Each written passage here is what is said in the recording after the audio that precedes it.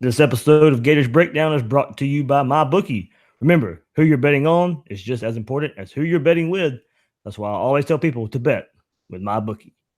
And the Gators Breakdown podcast is ready to go. I'm your host, David Waters, and you can find me on Twitter at GatorDave_SEC. And joining me for this episode, a little surprise guest. We had worked it out pretty quick.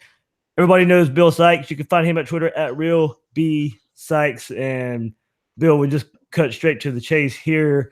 What a fun debut for Dan Mullen, the players, and the fans. There was no way I was missing this show after that game last night, man. Finally, we get something to be happy about. Man, that was awesome. It was. It couldn't have been any better. It couldn't. The fans were ready. There we go. There's some thunder in the background. Yeah. So hopefully the podcast keeps going through this. But hey, plenty of thunder and lightning for the Gators last night too, as they defeated Charleston Southern 53-6. But it was a lot of fun, Bill. And the fans were ready. The fans were hyped. You could tell it was a night game atmosphere. Swamp wasn't quite full. But you could just tell. I went back and looked at it today, and there was a lot of shots of Dan Mullen coming out of the tunnel, and he was soaking it all in. He got a game ball from Scott Strickland after the game. You could tell he got a little emotional. I don't think he saw any tears or anything, but it got a little moist there. I'm sure for Dan Mullen, but you could just tell generally. But besides the game itself, we'll get into that plenty. But Dan Mullen made an appearance. I think it meant a lot to him, and it really showed on the field. Yeah, I think if he shed tears, it was probably when he signed his $6 million contract. At least I would have. But no, he handled it great. The guy showed some genuine swagger. He really showed that he knows what's up. The guy knows what fans want to see. He knows what makes Gator football special, and he did everything he could to send the message to the fans that he's there to bring it back. Yeah, shout out to the tailgates out there, Gator Nation Kingdom, Buddy Martin's out there throwing tailgate, and to the Harmonic Woods tailgate. Fun times. And Bill, you're on the Kentucky game next week, so you'll be hitting those two as well with me next week. Yeah, I was just thinking that, man, when you're talking about, the Swamp maybe wasn't so full or wasn't at its best, but I can guarantee you it's going to be different next week. SEC football kicks off in Kentucky, and hey, those fans have been sent a message, and I think they're going to respond. Hey, I will say for the fans that were there, Bill, it was an atmosphere. Like I said, there were plenty of fireworks on and off the field there. So the fans that were there, I think, were treated to some really good football by the Gators. Finally, it didn't matter given the opponent, but it was a lot of fun. And we'll get in all to it. But before we do, remember you can find all your Gators Breakdown episodes on news4jax.com/Gators Breakdown. Find all the Gators Breakdown episodes as well as articles from the News for Jax sports team. That's news4jax.com/Gators Breakdown. Also, you can listen on iTunes, Google Play, YouTube if you want the video version. And when using those services, please share, rate, and review the show. Let Gator Nation know what they're getting with Gators Breakdown. And on social media, follow Gators Breakdown on Twitter and Facebook at Gators Breakdown. So, yeah, Gainesville, fun from morning until final whistle. The team came out to an excited crowd, performed like they were supposed to, Bill, in 53-6 win over an overmatched Charleston Southern. But, it was a total team effort from offense, defense, special teams. Look, we know the opponent, Charleston Southern, wasn't great, but that doesn't matter at this point, as we saw a team that was there to compete and look good doing it no matter the opponent. Too many times in years past where it didn't matter the opponent. The Gators, especially on offense, where there was just too much struggle and nothing looked easy, but not on Saturday night. There was tempo. There was an offense with a plan, a quarterback that was getting better as the game went on, an offensive line that blocked for Franks, wide receivers and tight ends blocking down the field and making big catches, an aggressive defense chasing down plays with young players standing tall, special teams already making their presence felt in game one with block kicks and not missing a beat, a kicking game with the new specialists making their appearances, and something we all wanted to see, get a blowout, get deep into the depth chart as, every 2018 signee that was healthy got to play in the game last night. Valuable reps there. Pretty much everything we wanted to see, we got in this game.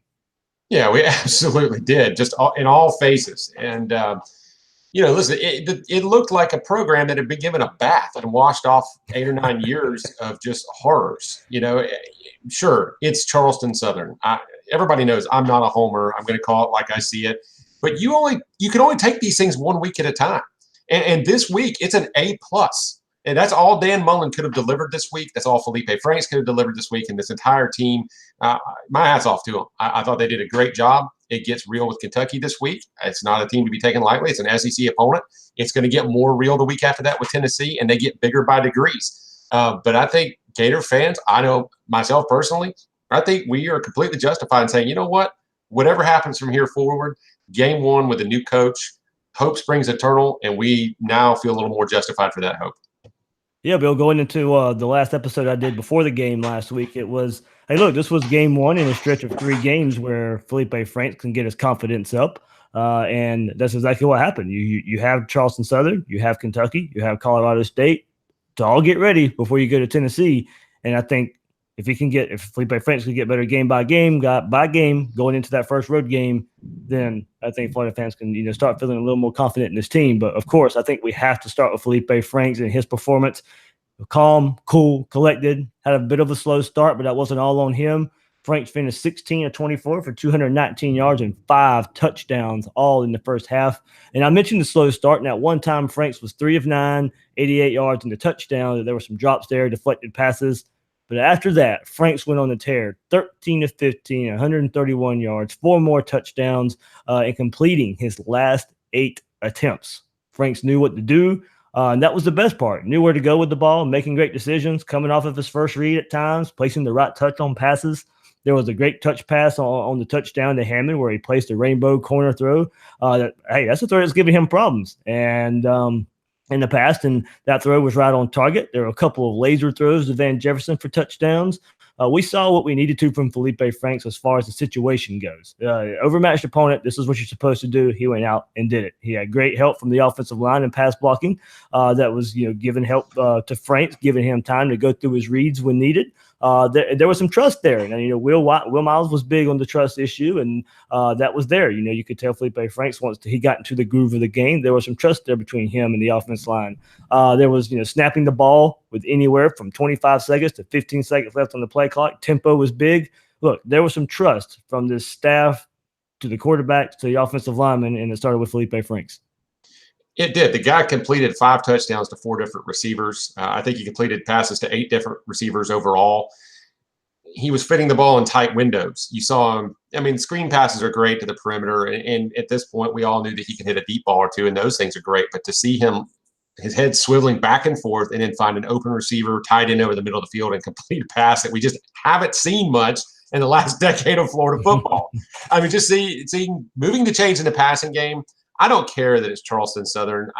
There's been so many times this team has struggled against opponents like this. I think it was a 3rd and 1 versus Jacksonville State under the Muschamp era where they got stonewalled and had to punt. And then you got the Georgia Southern debacle. This was, again, and I'm only going to say this one time. Yes, it's week 1. It's test 1. But I was just so happy to see that for Franks. I was happy for Franks. I think we see now that there is a clear separation between 1 and 2 and then 3 on the quarterback depth chart. I think all 3 of those guys still have some potential to help out at Florida. But for now, I think Franks is the man, and justifiably so, and now we know why. Yeah, I mean, we saw Trask come in and had a nice run for a touchdown with some blockers leading the way for him. But it did get ugly as far as the offense goes. When those 2 guys came in, there were some bad snaps by the center. The offense just couldn't seem to get in the same sync. They ran the ball a little bit better in the second half. But I think we may have seen why Felipe Franks was named the starter. And it makes you wonder how close it was in camp. I don't think Mullen was sandbagging too much. I think it was close. But you could see Felipe Franks this time when the lights came on, he showed up. Yeah, and not only in the passing game, I think he also showed that he can execute Dan Mullen's offense with his legs. He's not Michael Vick, but the guy can be effective in the zone reads and read options, and they ran a little of each of those. And I think we're going to continue to see that. And if he can sting offenses 5 to 7, 8 times a game, this offense might be right where Mullen needs it to be, contingent on the offensive line. And holy moly, Bill, what was that on the very first play? RPO. An RPO. Really, if you just sit back and think about the functionality of the offense, it just makes you wonder how it was ever so bad. Now, again, we got to see what we get against Kentucky, but it just seemed just systematically better. It just was cleaner and quicker. I think the reads were simplified.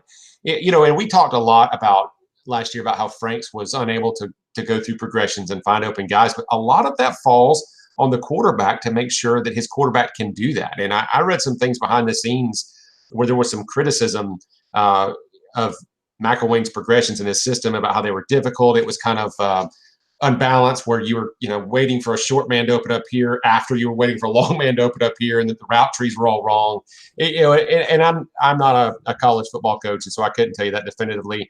But what we saw last night kind of lends credence to the idea that, hey, maybe a simplified system, maybe just something to let him rock and fire or run is the ticket, because that's what we saw last night. It sure worked. Yeah, Bill brought up the offensive line as well. And it was a mixed bag from that group, kind of different than what we expected going into this game.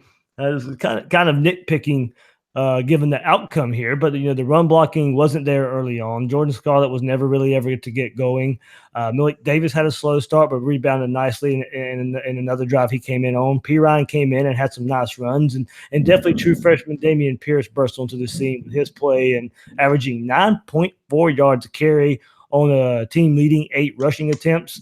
But, Scarlett only coming out averaging 4 yards a carry, and the offensive line not creating many running lanes was about the only real disappointment of the night. Yeah, I think Damian Pierce is also leading the nation in broken bones administered per tackle. Because I'm pretty sure he broke every bone in that kick returner's body. That guy is a sledgehammer, man. He is going to be a player at Florida. Hey, and something about that tackle, Bill, they said, I was listening to a lot of post-game stuff, that's what led to him getting more carries. And Dan Mullen has preached, and we'll get into it, what special teams matter to him as a head coach. But you had one player go out there and make a play on special teams. They wanted to reward him with more carries on the offensive side of the ball. Yeah, you got a chance to knock out a defender every time he touches the ball. No, the guy's explosive. He looked nimble on his feet, could balance. For a power back, I thought the change of direction was good. Florida's looking pretty good at running back right now, and I think he's a guy that's going to continue to command more carries. I think that some of these guys, I liked what we saw from P. Ryan, and I think Scarlett obviously is still the number one guy, but with Davis still looking maybe not all the way back yet, I think that, Pierce is a guy to kind of take up the slack there. Yeah, they gave carries to a lot of these backs, so, maybe in a game like that, it's kind of what I expected, but I know. It is what it is. Going into this game, and the running game got it going eventually. Don't get me wrong; it's not like it was ugly or anything like that. I expected more run heavy, but as much as they let Franks throw early, was kind of a surprise. Yeah, the offensive line's got something to prove, though. You're right about that. They didn't exactly blow Charleston Southern off the ball, and as we get into more athletic defensive fronts here in the next few weeks, they're going to have to prove that they can get it done. I'm really hoping we see Heggie back out there. I don't think he played last night at all, did he? I do not believe he did. Yeah. No, I didn't see complete chaos out there on the offensive line. I did see one time when I think the center and guard kind of got blown in the backfield and allowed some penetration that kind of blew up a play. But all things considered, we'll take it. I'm just hoping for the best as we go forward. Yep. They say game improvement, game 1 to game 2. So we'll see what Hevesy and Mullen can point out to that offensive line and get those guys going when Gators face Kentucky coming up this week. Bill, you mentioned 8 players caught passes from Felipe Franks. 10 players caught passes all night long. And it was how they caught those passes as well. Van Jefferson with 2 really good catches in the end zone on lasers by Franks. Grimes getting sprung on the first drive of the game on a screen with great downfield blocking by R.J. Raymond and Freddie Swain. Tight ends, Kamori Gamble also got involved in creative ways. Gamble and Kroll there, Lucas Kroll, Gamble with the shovel pass that we all came to love under Mullen as an offensive coordinator, and then nice play design where Tyree Cleveland drove coverage off of Kroll for a wide open catch. It was great to see many guys getting involved and involved early. It was, and you mentioned Swain. I believe he was the one that was returning those punts and looking good all night long. The guy just looked like a clutch player, maybe not explosive, but he's a guy that in recent years might have been the best offensive weapon on Florida's team. And, right now he's 4th or 5th best, and that's not a knock on him. It's gotten a lot better there. I'm just really hoping that Franks, as pressure mounts, because it's going to mount, teams are going to bring heat there. I'm hoping he can continue this pace of play, because I think those wide receivers will have a chance to shine. Yeah. Like I said, just the different ways of catching passes here. Franks, nice touch, lasers at times. Van Jefferson seemed to catch almost everything going his way if he didn't have a defender draped all over him, and even one where a defender was draped all over him. And Bill, I mentioned it too. It was nice, and I think you tweeted something about it last night where the shovel pass made its return. It did. It did. It was one of a few things. It was a tip of the hat to the Tebow, Meyer, Mullen era. The Percy Harvin days and Aaron Hernandez, and I loved it. I won't mind that being a part of their repertoire as long as it's something that's going to be effective moving forward. But it was definitely part of the message that Mullen wanted to send.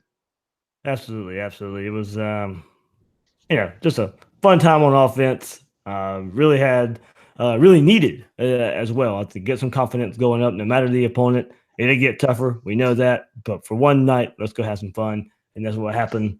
And also on the other side of the ball, hey, the defense did it as well, and what a performance by the starting defense, missing C.C. Jefferson and David Reese here. Gave up one big run right before halftime after some confusion before the snap, but a really good effort and great results. Last week in our preview, I picked Chauncey Gardner-Johnson as my Mr. Intangible, and he made his presence felt from the nickel star position on the very first play of the game from the defense as he comes in on the blitz and gets the sack. He was everywhere last night, and I expect big things from him in this defense. And after seeing it again last night, they're gonna put him everywhere. And he was tied with Rashad Jackson with a team leading 5 tackles. And against a triple option attack, the linebackers looked disciplined, and the defensive line with some controlled aggression, doing what they should do in dominating form. It was good to get many guys on the field in the second half, even though there was a very noticeable drop-off. Those guys need the reps, and it showed. But still, some plays were being made in the backfield, but some chunk plays were given up in the second half. So, in summary, Chauncey Gardner-Johnson really showed up with the starting defensive line. But all in all, a really good night on defense. Yeah, and I would thought it was big for Chauncey Gardner-Johnson. Last year he was much maligned for missed tackles, and he had a lot of them at some points last year. At one point he was leading the SEC. We know the guy can run and play in the passing game in the secondary, but to step up against a triple option team, to come away with 2 sacks, 2.5 tackles for loss, and to meet some guys in the hole and get it done. I know that had to be a confidence builder for him. That had to be something that he can build upon. And I think he's going to have a really big year. That star position, Grantham is going to demand that those guys come up and make those kind of plays in the box. And it was nice also to see Amari Burney, the freshman, make a good thump later in the game from that position. It's going to be key to that defense, and they both played well. Billy, another player who was around the ball a whole lot, and it was a surprise last week when he was announced as a starter, but Donovan Snyder was around the ball a good bit. He was, and this was a good first test for him as well. He's a guy that surprised in winning the starting position at that safety, and I was really glad to see him get a start in this game against an option offense to ease him in where you don't have to worry about an offense taking the top off of you so much.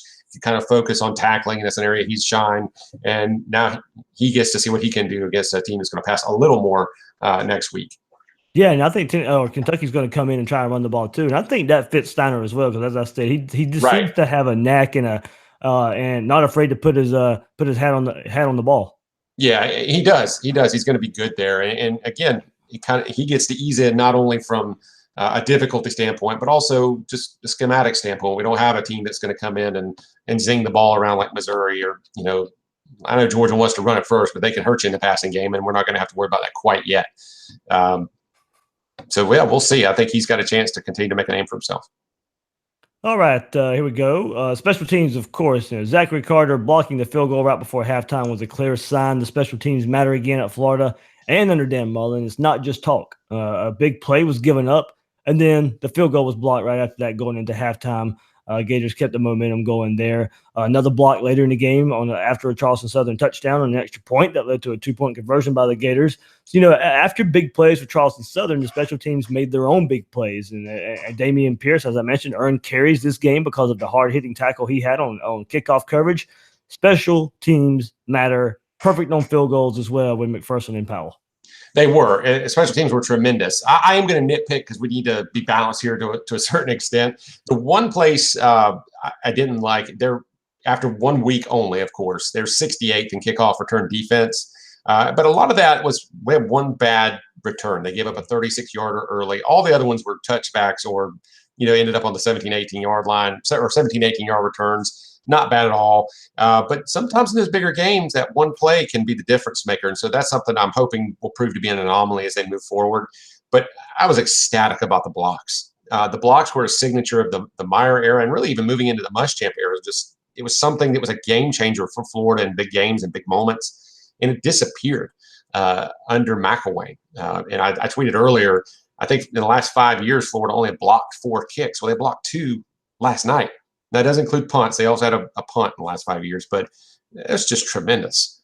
It's just another thing that adds to just a well-rounded showing for this team, that they're going to emphasize the things that matter in getting you to the top. All right, we got some other things coming up here in this episode. Some 3 ups and 3 downs. Some good things that happen, some bad things that happen. I got a couple. Bill's got a few as well. But before that, ever since I started this podcast, people have been asking me for advice, and it's usually what team to bet on this week. Truth is, I don't really know who's going to win, but if you think you got to check out my bookie. Remember, who you're betting on is just as important as who you're betting with. That's why I tell people to bet with my bookie. And trust me, guys, they are your best bet this season.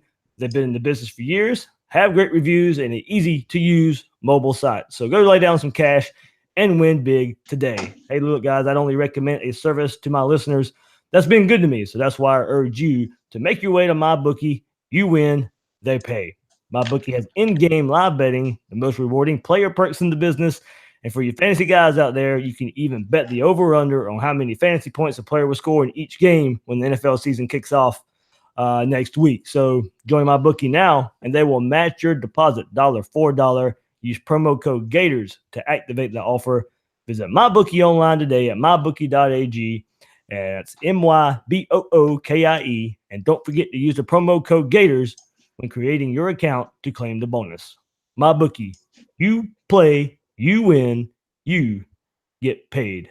And Bill also late this Friday launched a Gators Breakdown merchandise site with Squad Locker. So if you go to squadlocker.com, guys, you can search Gators Breakdown, find the store there, Nike apparel with the Gators Breakdown logo on it, all that good stuff. And Bill, I will have you a hat this week. Yes, the weekend is complete for me. It won't be a Nike one. I don't even have one of those yet. So sounds good, man. It's all right. I'll be honored to have it. There we go. All right, guys. So as I mentioned, kind of just some good things, bad things here. 3 up. That's how I do mine right now. Franks, of course, Felipe Franks, one of the best players on the field. When it all was said and done, when the game got over with, we talked plenty about him. Talked more about what some things that he did as well, because he was my biggest surprise. So I'll hit that as well. Chauncey Gardner-Johnson is another one of the best players on the field last night. As I mentioned, he's just going to be everywhere around the ball in this new star position with Todd Grantham.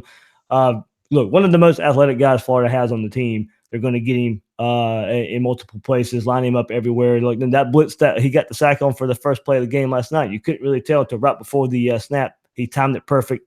He was in the quarterback's face for the first sack of the game on the very first play on defense. And Dameon Pierce for me as well, the true freshman coming in, showing up.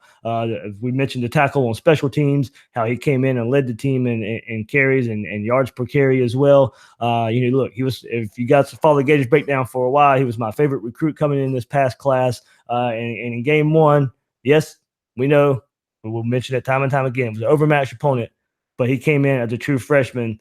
Didn't get skittish, wasn't afraid to go out there and do what we know him to do, and that's be a powerful runner at the running back position. So, Bill, what's some good things some more good things you can point out? Hey, let's do this. I'm going to read you a series of numbers, and you tell me what you think they are. Ooh, okay. All right. We're going to start with 111, 104, 118, 113, 105, 85, 106, 114, 115, 112, 96, 81, 89, and 123. Any idea? Oh, nope. That is the University of Florida's penalties per game rank back to 2004. And they don't change or get any better beyond that. I could have kept going. I'm just trying to be brief. Florida had 3 penalties for 20 yards. They're currently tied for 4th in the nation for fewest penalties per game. That is outstanding. Probably not going to continue to that extent, but dramatic difference, and that was just a breath of fresh air last night. Hey, let's see. Florida's currently 13th in team passing efficiency. They've averaged 88 over the past 5 years. So we've already talked about the passing game. That's just outstanding. And hey, they were 7 of 7 in the red zone. They scored 5 touchdowns, 2 field goals, 4 of those passing. That is not very Gator-like in recent years, going back to the all the way to the Tebow era. So I'm happy about that. Yeah, and Bill, if you go back to that stat last year, they started off good, but the number of opportunities weren't there, and it was a lot of field goals. Right. Yeah, and that's the thing. If they had scored 1 touchdown or 1 field goal last night, so we're 100%, it wouldn't matter. But hey, they scored 5 touchdowns in a red zone last night, 2 field goals. That's pretty daggum good. Any more good stuff there, Bill? Yeah, we could spend all day going over the good stuff. Hey, I thought they were very disruptive with Grantham's defense. Yes, they got 1 play in the first half. I don't count the stuff in garbage time. And I had tweeted that was one of the things I wanted to see, because Grantham, he's one of the best at guessing play-to-play on the Success Plus rating.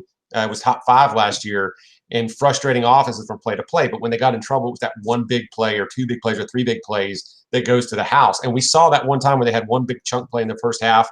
I wanted to see 1 or none, because they're going to happen sometimes. I was happy with that. And even on that, it still falls on the coach's shoulders and some of the players' shoulders at a point too. They were confused going into that play, and probably would have been a good time for a timeout. But, yeah, it's never a good thing, but there is an acceptable level of collateral damage when you're talking about a super aggressive defense and guys flying around. If he's bringing the house, you're going to give up some big plays like that. You've just got to limit them. All right, Bill. Yeah, we don't want to harp on the negative too much. It was a great night overall, but not everything was perfect. As I mentioned, Scarlett and the offensive line just couldn't get going early. You would have liked to see them guys go out there and establish the run blocking schemes and opening up some lanes, and those guys pulling and opening up some lanes. It wasn't there on a consistent basis enough. So Scarlett and the offensive line, 2 of them there. And Bill, I can't think we can go without the suspensions as well. CC, that's one of mine. There we go. Yeah, CC Jefferson, Kadarius Toney, Kyrie Campbell, Luke Ankrum, Brian Edwards, Darius Lemons, and James Washington. We'd have liked to see. I don't think CC Jefferson was going to play a whole lot anyway because of the shoulder being dinged up and stuff there. Kadarius Toney, maybe we might have seen some of the packages for him. It would have been nice. As much as Florida was spreading the ball around last night, he would have had a chance to do something with the ball in his hands last night too. Kyrie Campbell, hasn't got a lot of playing time a good bit. You'd like to see him in this Todd Grantham defense. Luke Ankrum, kind of same goes for him as well. Brian Edwards probably would have been there getting some playing time back in the secondary there. Darius Lemons, look, they spread out the carries pretty thinly anyway. Not really anybody took. I don't think anybody had double-digit carries all night, so not really sure how many carries he would have got. Look, that was a worry coming into the season, is how they were going to split these carries up. In a cupcake game, you're going to split them up a whole lot more. So, Lemons would have had his chances as well. Yeah, guys like Lemons, guys like even Toney, as talented as he is, with depth improving, with just overall quality improving on the roster at those positions, this is not the time to be getting in trouble. It's just not. And it's really ugly. I was going to put it in ugly under good, bad, and ugly, that those guys were out. Have 7 more guys suspended. I think it was various reasons there. I don't think it was just one incident. CC Jefferson's hurting himself. This is going to cost him some money when it comes to draft time. He's a guy that led the team in tackles for loss with 13.5 last year. The Gators need him in there, and he needs to keep his act together so he can make money next year in the NFL. And then you've got guys like Kyrie Campbell that I think can help the team, Brian Edwards.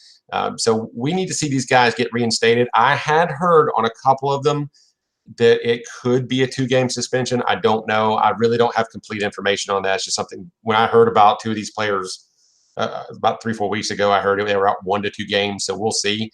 But you just hope it doesn't get you in a situation where, Florida gets in a dicey position on the field and doesn't have these guys to rely on. All right there. Oh, hey, one other thing, Dave. Negative. No, I was going to ask you that, so go ahead.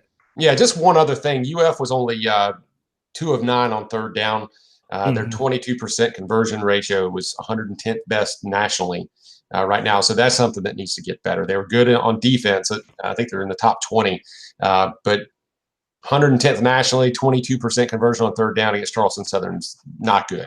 Obviously, it's kind of a nitpick because of the end result, but need to look a little deeper at that to really understand what's happening there.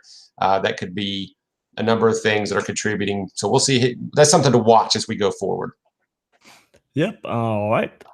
Bill, something else I like to do with these kind of reviews of the game the day before is drive of the game. And I think this one, I was thinking, I was like, which one would I pick? And then it became pretty obvious. And look, it's the 8-play, 75-yard drive to open the season up. Yeah. I mean, come on. First drive of the game, you go and score a touchdown. Yes, it was aided by a penalty, and the Gators had to convert a 4th and 1 to keep the drive alive. But, what a way to open up the Dan Mullen era, open up the season with a touchdown. The drive started with an RPO from Franks to Josh Hammond, a Franks run after nothing was open on the next play. And then, of course, capped off with newcomer Trayvon Grimes' first catch coming on a 38-yard screen pass with some great blocking.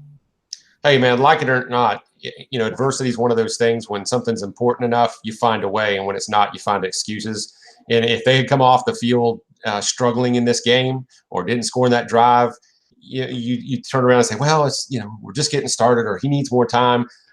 But they sprung the play and got a touchdown and started off his era and the season with just a whole new positive feeling. And it was just great to see Grimes house that ball. It just really set the tone for the night and the season. So hopefully they can continue that. It has to be the drive of the game to me. I think so. Maybe drive of the year, Bill. well, let's hope there's bigger things to come. No. That's true. I'm just saying, going back and looking at it, maybe what it means. Yeah, it could be. I mean, I just want to see some rival fans crying on Twitter. That's there we go. That's what we want here.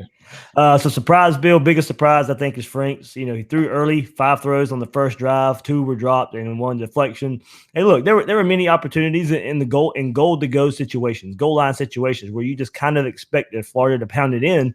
But Mullen was letting Franks fling it. I think it was a lot of what the defense was giving him, but also Mullen trusting Franks and trying to give Franks some confidence. So the surprise is just how much they threw Franks, or how much they let him throw in certain situations. And of course, it worked out. And another one that I just thought of as we were going through this episode, Bill, is look, the emergence already of Jefferson and Grimes. How many times have we brought in these transfers? And they just don't pan out. And Florida has brought in 2 of them. The talk of these guys have been much more than the past of guys we think we can rely on. And already in game 1, yes, it's an overmatched opponent. Yes, they could outmatch the defensive backs that Charleston Southern was throwing out there.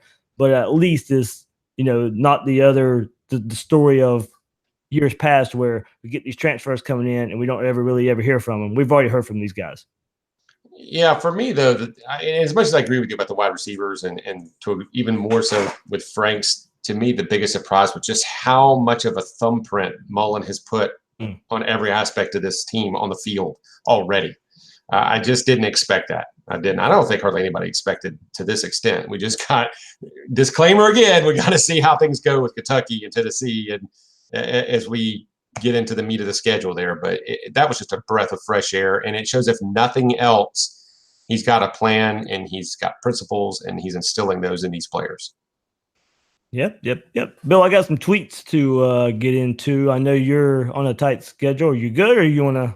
I probably got 5 minutes, man. Okay. So I'll read some of them and you can give your feedback from some of them. So yeah, I asked the question of what you of the Gators Breakdown listeners out there, what was your reaction to the 53-6 win of the Gators over Charleston Southern? Tim Catlett sent, every single offensive player looked more fluid, confident, aware, and relaxed. Every day I am shocked as I learn just how incompetent the last staff was. I have hope as a Gator fan again.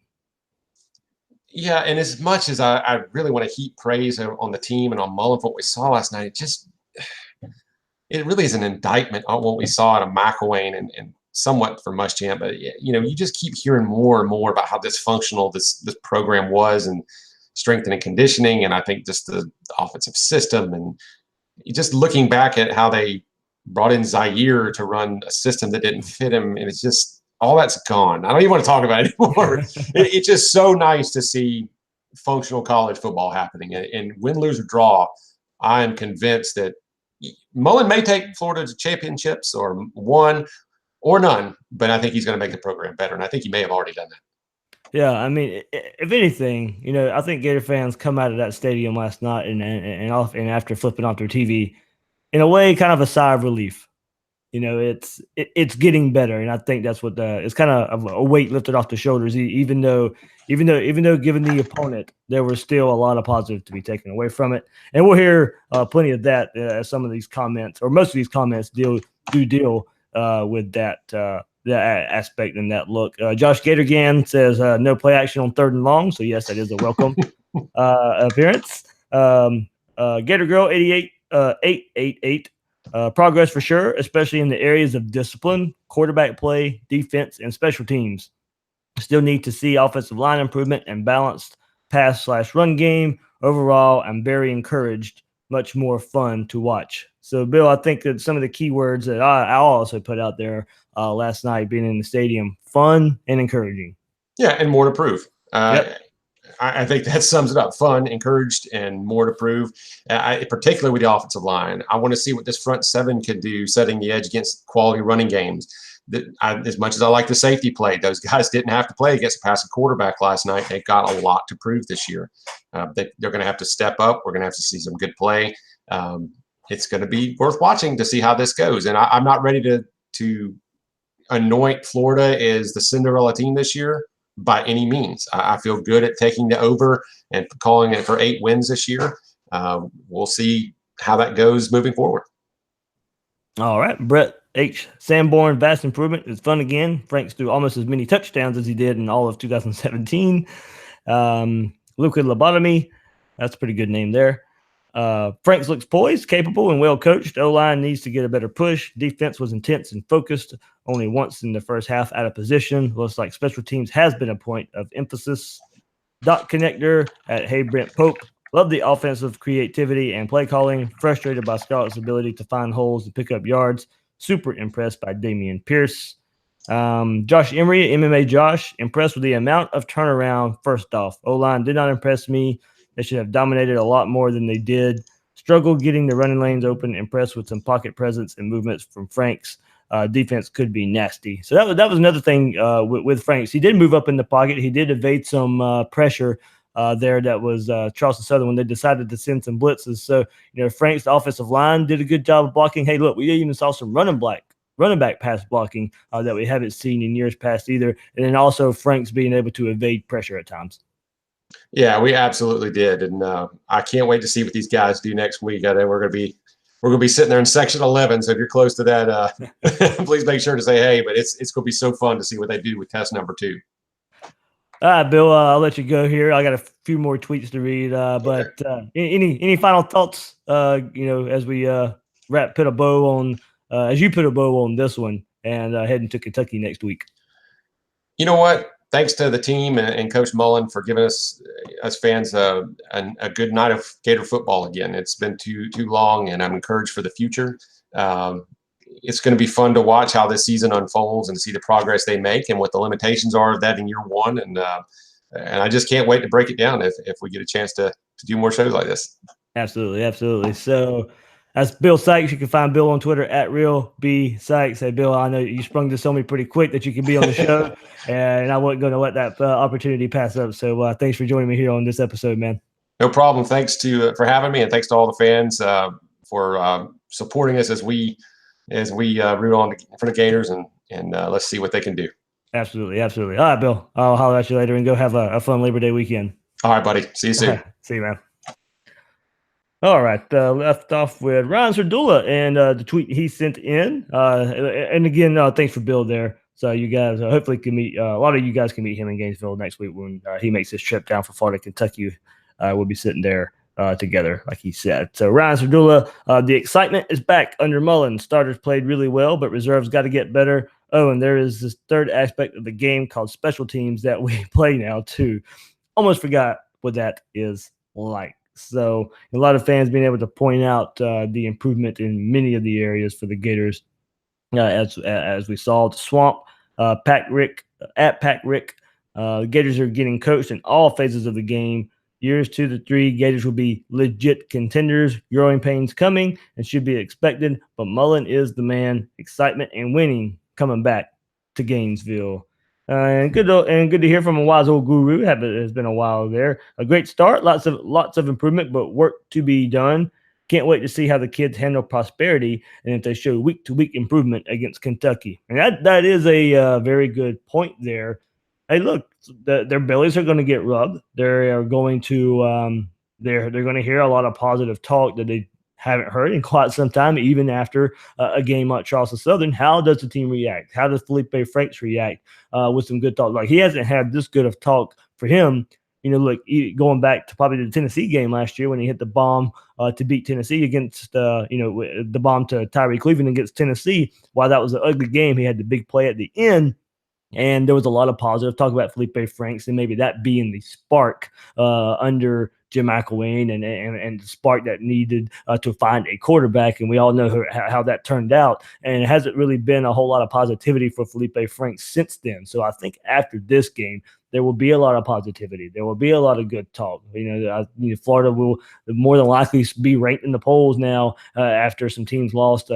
After some highly ranked teams or lowly ranked teams lost this past Saturday. So the Gators will probably be ranked. They'll be talked about a little bit more with the first SEC game against Kentucky. They'll get a lot more national talk as that game comes around. And I think people will kind of jump on board with how Florida played against Charleston Southern, see that they saw improvement, and the Gators will start hearing some positive feedback. How did they react to that? And it will remain to be seen. But with Dan Mullen, the coach, and everything that he's kind of everything that we saw in game one, you kind of have to think it would lend itself that the team will be focused and ready to go as Kentucky comes to town. Carlos Garcia at Big Los here. Simply put, this is a different team than last year. Oh, yeah, we were right about Mac and Nuss. We had a good game plan, blah, blah, blah, blah, blah. So this team has a lot of position talent, and everyone was involved and playing. Total team effort, and everyone had fun, fans and players alike, and that is absolutely true, especially in the stadium. The fireworks were going off. Fans were loud. Like I said, it wasn't a complete sellout, but the crowd was loud a good bit, especially that field goal at the end of the half that was blocked there. Some of the conversions that Charleston Southern was trying to convert on those third downs and stuff, the crowd was loud. Hey, look, and the players were excited as well. I took a video, I put it on Twitter last night as the players on the sideline for every kickoff. They were, and you've seen Dan Mullen do this at Mississippi State with his players as well. The swaying back and forth and waving of the towels for kickoff. Look, the guys I think are having a lot of fun too. It is a whole different mindset with this staff on the field and off the field. Saturday at the Swamp Saturdays says took care of business. Some things to be excited about, but ultimately it was it was Charleston Southern. Good to get out of there without too many injuries, if any, heading into the real test next week. Last decade has made me gun shy about getting too excited, but the team looked good overall. Dylan Brooks, honestly, I loved it. I especially love when Charleston Southern had that long run due to the fact I wanted to see how the Gators would respond after losing a bit of wind under themselves. They did so excellently. Wow, there we go. In my opinion. So, yeah, like I said, the way they responded after that big run, Dan Mullen talks about that. Look, it's not about the last play. It's about what you're going to do in the next play. They gave up that big run. Charleston Southern tries to kick a field goal, get some points on the board before going at halftime. Look, the game was over with by that point anyway. But they lined up for a field goal, and look, as I just said, the game was over. And the players could have thought that way too. But they did it. They went out there, blocked the field goal, kept the shutout going in the first half. That was good to see. No quit, as Mullen says, also relentless effort given even after a big play was given up there. So Mr. One Bit says we have been to several games, and I have never heard it as loud as last night, especially during Charleston Southern's point after attempt and their fourth and whatevers. The energy definitely showed under Mullen. And speaking of PATs, we blocked 2, so they blocked 1 field goal, 1 PAT in one game. So more than Mac had his whole time coaching there. A few more here. Mike Henry at Tennessee Gator. About time we saw some semblance of an offense. I love the energy around both sides of the ball. Remember, it was Charleston Southern, though. # excited, though. David Soderquist, it was good hanging out with him, tailgating with him. At the Buddy Martin Gator Nation Kingdom tailgate. So second time we're getting to hang out with David there. So glad here and I can hang out. He sent this in as well, even though it was Charleston Southern. It looked like a completely different offense and team with much boosted confidence. Haven't saw 2 block kicks and a jump pass in a while.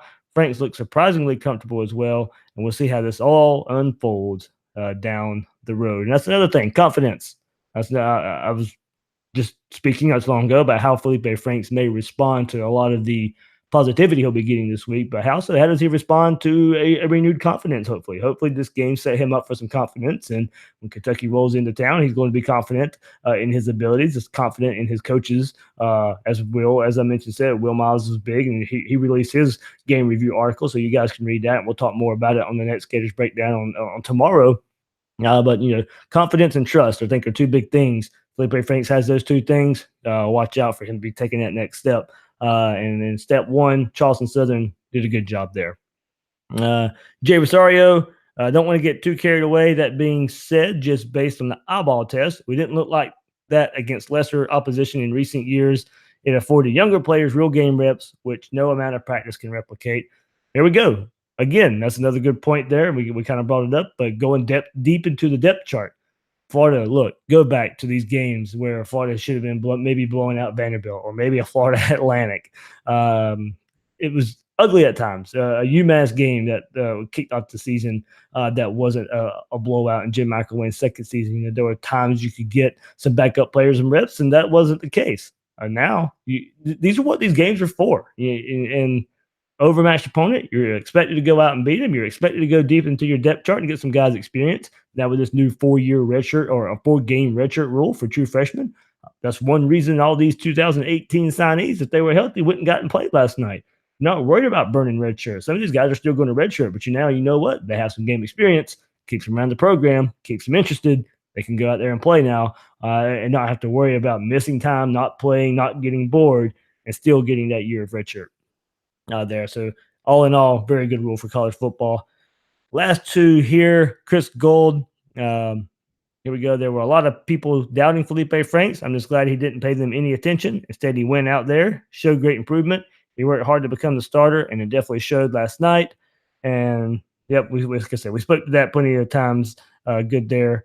John Nettles at Gator Pest. Aside from enjoying the game and the obvious improvements, I couldn't help but feel relieved deep down at the thought that we'll finally have the right man to lead our program. And I think that's a good prevailing thought there as we, in the Twitter thoughts there.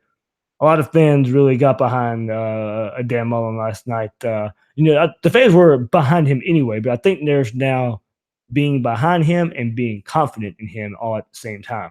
And I think that's where a lot of that comes from the fan base. When I said they kind of felt relieved after the game was over with, because it wasn't a, oh, here we go again type of performance. It was, oh, here we go again, looking back 10 years ago and what Dan Mullen could bring to the table and the type of offense he could bring to the table. It was a reason to get excited. I'm glad Gator fans had a reason to be excited. I'm glad they were excited in the stadium last night. The players fed off of it. The energy was different. And it was just a fun night overall, fun day overall, as fans were excited to tailgate. Fans were excited for the Gator Walk. The Gator Walk was crazy, by the way, really, really crazy. So good for the players to experience that. They had the one in the spring game where some players had said that was the best Gator Walk they had ever experienced. It didn't match yesterday's. Yesterday's was really, really good, and the fans were really excited there. As well as the Gators ended up defeating Charleston Southern 53-6. And Dan Mullen is 1-0 as Gators head coach in his debut season. As I mentioned, he's 1-0, and we'll go through it all in the day after episodes where they look around the SEC and what happened there. You've got to go back to Thursday night as Texas A&M defeated Northwestern State 59-7. Jimbo Fisher off to predicted start there when you're playing teams like that. South Carolina. All these games are from Saturday. South Carolina beat Coastal Carolina 49-15. Ole Miss beat Texas Tech there. So as in Houston, neutral site game, but Ole Miss 47-27. I kind of saw that one coming. I did pick that there. No surprise that Ole Miss to me beat Texas Tech there. So the Ole Miss Rebels off to a good start this season. Georgia 45-0 over Austin Peay. No surprise there. Kentucky struggled. Florida's next opponent struggled a good bit with Central Michigan. It was, I believe they were down. No, they were up by 1 at halftime, 21-20. Shut out Central Michigan in the second half. They ended up winning 35-20. Kentucky, a ton of turnovers in that game. So they can't do this against the Gators and come to the Swamp and expect to win. Kentucky will have to play better if they want to come in here next week and beat the Gators. As I said, look, that's a game where Dan Mullen knows Kentucky, face them every year as a opponent for Mississippi State. That was a permanent crossover division. So that's the one SEC team Dan Mullen knows pretty well in Kentucky. And we'll preview that game later on this week here on Gators Breakdown. I'll have a special guest from the Kentucky side, Kevin McGuffey, who will share his thoughts about Kentucky as we head towards that game. The big game in the SEC and the nation as well. Auburn defeated Washington 21-16 there up in Atlanta. So Auburn had lost 2 straight games in Atlanta going back to last year in the SEC championship game and in the bowl game there where they got defeated by Central Florida. Opened up in Atlanta this year and defeated Washington 21-16. Gator fans didn't mind seeing this one at all. Will Greer, West Virginia defeat Tennessee 40-14. That was a close game at halftime. I'll give Tennessee some credit. They slowed down the game in the second quarter. They had like a near 9-minute drive to bring that within 6 points at one time. But in the second half, West Virginia just stomped on the gas and defeated Tennessee 40-14 to give Jeremy Pruitt a loss in his debut there. Missouri beat UT Martin 51-14. Arkansas beat Eastern Illinois 55-20. Mississippi State, Dan Mullen's former team, 63-6 over Stephen F. Austin. Nate Fitzgerald did not play in that game. Vanderbilt 35-7 over Middle Tennessee. And Alabama, no surprise here. No, none, not really. Tua Tagovailoa. Mostly he got the start, mostly played there, 51-14 over Louisville and Orlando. And I didn't expect that game to be close. And Alabama, that machine is just going to keep on rolling and rolling and rolling. And we'll see where it goes later this season. But guys, thank you for joining me here on Gators Breakdown as we take a look back at the Gators 53-6 win over Charleston Southern. A lot of good insight there from Bill. So I'm glad he could join. It's a fun time. Look, we'll get to do it again next week when the Gators host the Kentucky Wildcats, and it'll be a lot of fun. As I just mentioned a few minutes ago, Will Miles will join me. We'll take a look back at his article. He had a lot of breaking down of some film and what he saw as well. So we'll get into more of what we saw from Felipe Franks and the offense and what we can expect moving forward against Kentucky this weekend. So be on the lookout tomorrow for another episode of Gators Breakdown.